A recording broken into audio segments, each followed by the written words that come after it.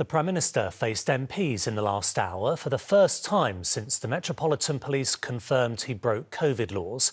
He offered an unreserved apology but stopped short of accepting he misled Parliament. We go to the polls in a few weeks' time. The leader of the council, which contains the PM's constituency, says voters care about bins, not Boris. The Labour Party don't agree. From Hillingdon, our political correspondent Simon Harris reports.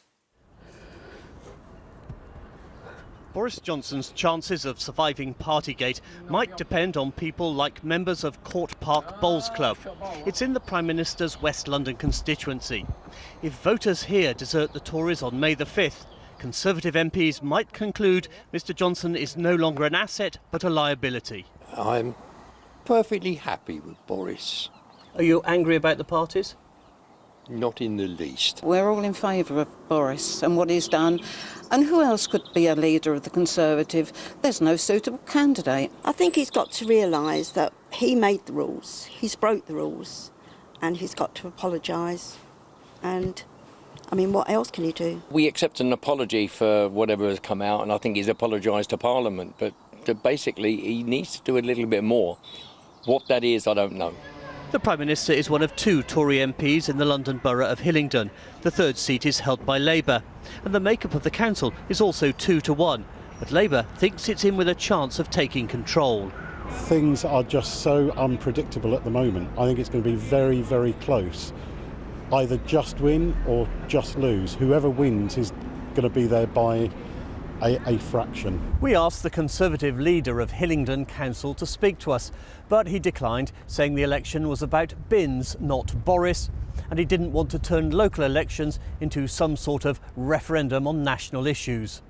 And I take this opportunity on the first available sitting day to repeat my wholehearted apology to the House. In the Commons, the Prime Minister again apologised after being fined and attempted to explain he didn't knowingly mislead Parliament. It did not occur to me then or subsequently that a gathering in the Cabinet room just before a vital meeting on COVID strategy could amount to a breach of the rules.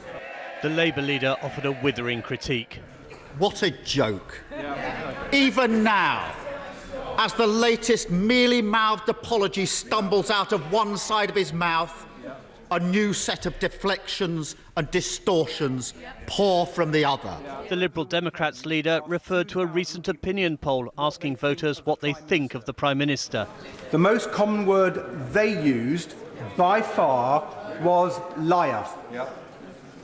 Does the Prime Minister understand how profoundly damaging it is to our great country?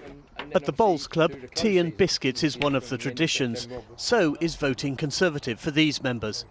Even if Hillingdon doesn't change hands next month, a sizable swing to Labour in the Prime Minister's backyard might be enough to convince Tory MPs his time is up.